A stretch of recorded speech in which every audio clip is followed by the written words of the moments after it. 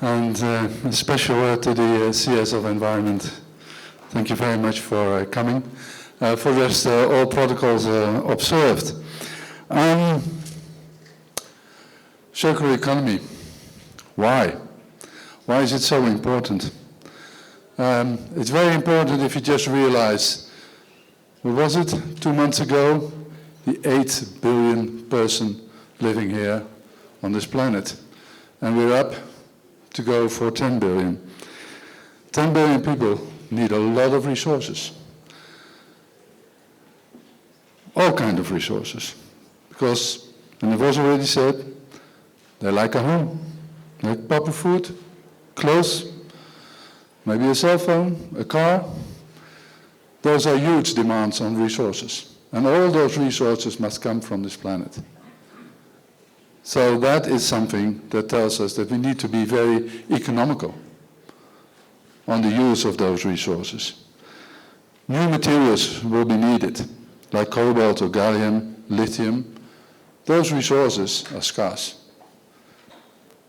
So we may really need to look at how can we manage those demands for resources.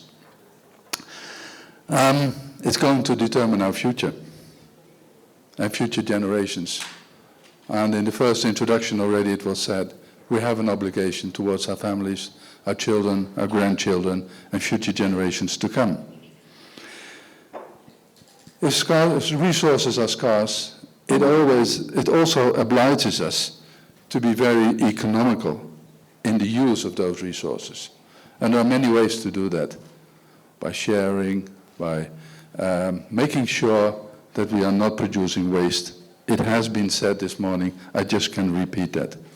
And in the circular economy, really it is at the heart of reaching out on those three problems, those three crises that are happening at the same time, which is climate change, which is a loss of biodiversity, and pollution.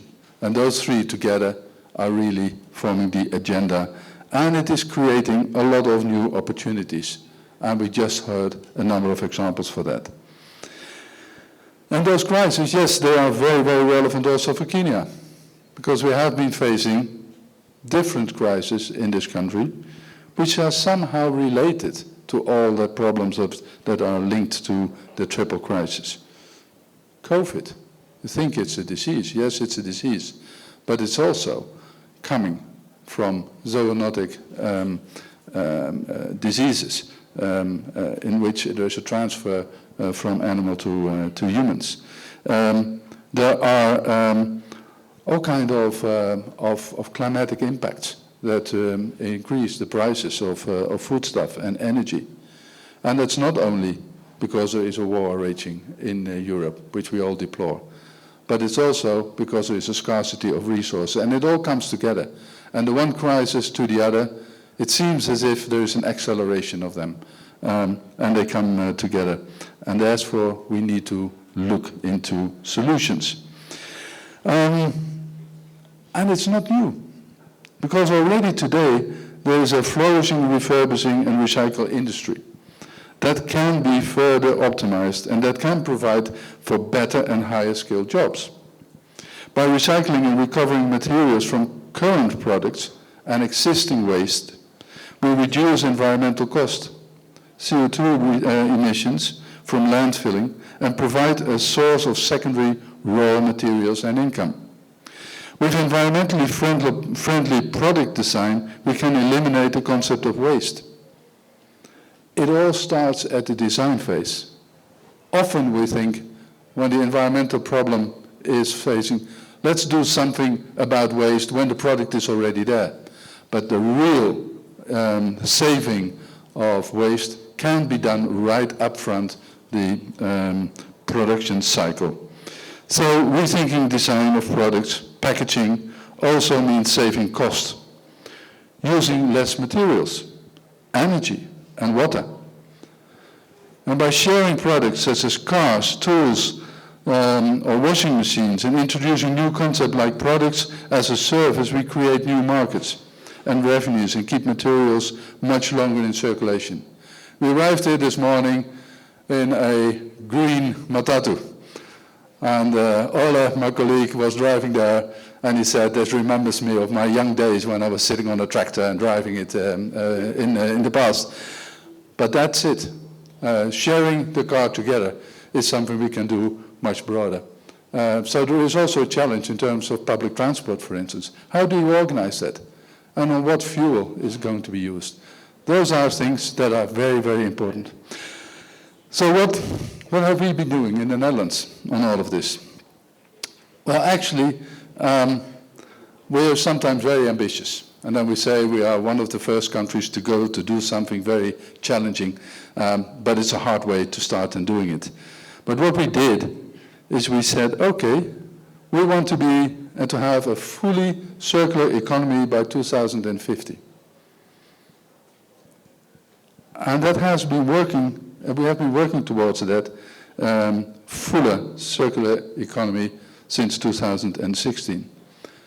Setting that goal was something that was quite important, because setting that goal obliged all kinds of players in the economy to sit together and to find out what are the strategies we would like to pursue.